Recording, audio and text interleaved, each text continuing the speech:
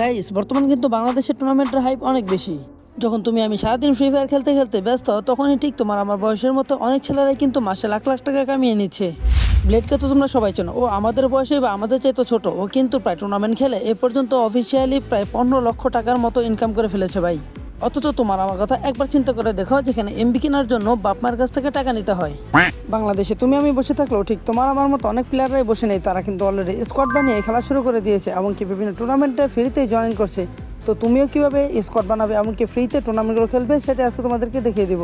তোমরা অনেকে আছো স্কোয়াড বানাতে পারবা না, শুধু সোলো খেলতে পারবা, যে আমি একা পারবো কিন্তু আমার কোনো স্কোয়াড নেই বা ডো নেই। সেক্ষেত্রে আমি তোমাকে সাজেস্ট করতে পারি যে বন্ধুরা, আমি কিন্তু নতুন একটা টিম ক্রিয়েট করতে যাচ্ছি, যেখানে টিমের নাম হবে ম্যাক্স। তুমি যদি ভালো প্লেয়ার হয়ে থাকো তাহলে অবশ্যই কমেন্টে তোমার ইউআইডি দিয়ে তোমার নাম বলে যাও, এমনকি তোমার রোলটা বলে যাও, তুমি কোন রোলে খেলতে পছন্দ করো বা কোন রোলে তুমি খেলতে পারবা। কারণ আমার স্কোয়াডেও অলরেডি আমার 3জন প্লেয়ার লাগবে, তাই অবশ্যই তোমার ইউআইডিটা কমেন্টে দিয়ে তোমার রোলটা তুমি বলে যাও, এমনকি তোমার নাম সহ তুমি বলে যাও কোন রোলে খেলতে পছন্দ করো সেটাও জানাবা। তার আগে কিছু রুলস আছে, সেই রুলসগুলো শোনা যাও। যদি একটি টুর্নামেন্টের প্লেয়ার হতে চাও তাহলে অবশ্যই কিন্তু প্রতিদিন নিয়মিত তোমাকে কিছু কিছু সময় ট্রেনিং করতে হবে, অর্থাৎ তুমি যেই গানটা দিয়ে খেলতে পছন্দ করো, যে রুলে খেলতে পছন্দ করো, ঠিক সেইভাবে তোমাকে কিছু সময় দিয়ে প্র্যাকটিস করতে হবে। তাছাড়া একটা টিমের ভিতরে সাধারণত 5 ধরনের প্লেয়ার হয়ে থাকে। একজন হচ্ছে ফার্স্ট রাশার, একজন হচ্ছে সেকেন্ড রাশার, তারপর হচ্ছে আইজিএল, এমনকি স্নাইপার, বোম্বার। ফার্স্ট রাশার সাধারণত এমন হওয়া উচিত যে একটা স্কোয়াডের ভিতরে যদি ঢুকে পড়ে তাহলে একা একটা স্কোয়াডকে ওয়াইপ আউট করে দিয়ে সে আবার বের হয়ে চলে আসতে পারবে, অথবা 2-1টাকে ডাউন করে সে একটু ব্যাকে চলে আসবে মিডি করার জন্য, আর এই সময় সেকেন্ড রাশার সেখানে চলে যাবে। আর সেকেন্ড রাশার অবশ্যই ফার্স্ট রাশারকে সর্বদা প্রোটেক্ট করতে হবে, সেখানে ফুল সাপোর্ট কিন্তু ফার্স্ট রাশারকে করতে হবে। তারপর হলো আইজিএল, অর্থাৎ যে তোমাদের পুরোটা টিমকে পরিচালনা করবে, আর তার কথা অনুযায়ী তোমাদেরকে পুরোটা ম্যাচ খেলতে হবে। সে যদি বলে তোমরা রাশ করো তাহলে রাশ করে দিবা, আর যদি বলে ব্যাক চলে আসতে ব্যাক চলে আসতে হবে। তার কথার বাইরে একটুও থাকা যাবে না, সে যেভাবে বলবে অর্থাৎ তোমাদেরকে যেভাবে পরিচালনা করবে ঠিক সেইভাবেই তোমাদেরকে মেনে নিতে হবে। এটা হচ্ছে আইজিএলের কাজ। শুধু তাই নয়, প্রত্যেকটা ম্যাপ সম্পর্কে এবং প্রত্যেকটা টিমমেট সম্পর্কেও তার পরিপূর্ণ এ টু জেড ধারণা থাকতে হবে, এমনকি কখনো মাথা গরম করা যাবে না। কোনো টিমমেট যদি খারাপ করে ফেলে তাহলেও তাকে কিন্তু প্রেশার দেওয়া যাবে না, এমনকি মন্দ আচরণ করা যাবে না। কারণ যদি মন্দ আচরণ করা হয় তাহলে প্লেয়ারদের মন মানসিকতা নষ্ট হয়ে যায়, পরবর্তী ম্যাচটা আরও খারাপ হওয়ার সম্ভাবনা থাকে।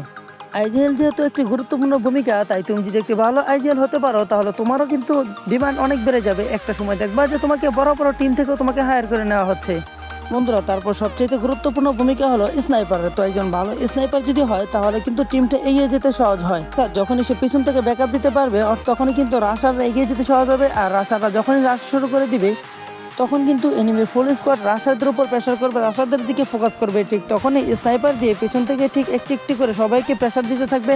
প্রত্যেককে যদি একটা করে শট লাগিয়ে দেওয়া হয় তাহলে কিন্তু রাশারদের জন্য ইজি হয়ে যায় ম্যাচটা বের করে আনা। বর্তমান বাংলাদেশের সবচাইতে সেরা স্নাইপার কিং বলা হয় কিন্তু ফ্লিকারকে। তোমরা সবাই জানো ফ্লিকারের গেম প্লে কিন্তু মারাত্মক, আর ফ্লিকারের কারণে কিন্তু অন্য যে রাশাররা আছে তারা কিন্তু খুব সহজেই একটা টিমকে ওয়েপেট করে দিতে পারে। আরেকটি গুরুত্বপূর্ণ ভূমিকা হচ্ছে বোম্বারের। বন্ধুরা, মূলত 3 নম্বর পজিশনটা থাকা হয় বোম্বারের জন্য, কারণ যখনই কোনো রাশাররা রাশ করতে থাকে এনিমিদের উপরে তখনই বোম্বার পিছন থেকে সঠিকভাবে যদি গ্রেনেড নিক্ষেপ করতে পারে তাহলে কিন্তু অপরপক্ষের যে এনিমিগুলো আছে তারা কিন্তু কনফিউজ হয়ে যায় কি করবে না করবে।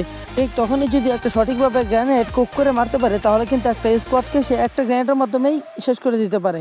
এখন তুমি যদি ভালো একটা স্পোর্টস প্লেয়ার হতে চাও তাহলে প্রতিদিন তুমি কোন রোলে খেলতে পছন্দ করো ঠিক সেই রোলটা নিয়ে প্রতিদিন প্র্যাকটিস করা শুরু করে দাও। দিনে 1 থেকে 2 ঘন্টা প্র্যাকটিস তোমাকে করতেই হবে, কারণ অন্যরা যখন প্রতিযোগিতা শুরু করে দিয়েছে তখনও কিন্তু তুমি অনেক পিছনে আছো। বন্ধুরা, তুমি যদি ভালো কিছু করতে চাও তাহলে অবশ্যই তোমাকে একটি রোল নিয়ে সর্বদা খেলতে হবে। অবশ্যই আরেকটা কথা তোমাদেরকে বলে দিচ্ছি, তোমরা যারা ম্যাক্স ওয়ারিয়ার্সে ঢুকতে চাচ্ছ, অর্থাৎ আমার এই স্কোয়াডে যারা ঢুকতে চাও তারা অবশ্যই কমেন্টে ইউআইডি দিয়ে যাও, আর অবশ্যই তোমার রোলটা কিন্তু সাথে বলে যাবে।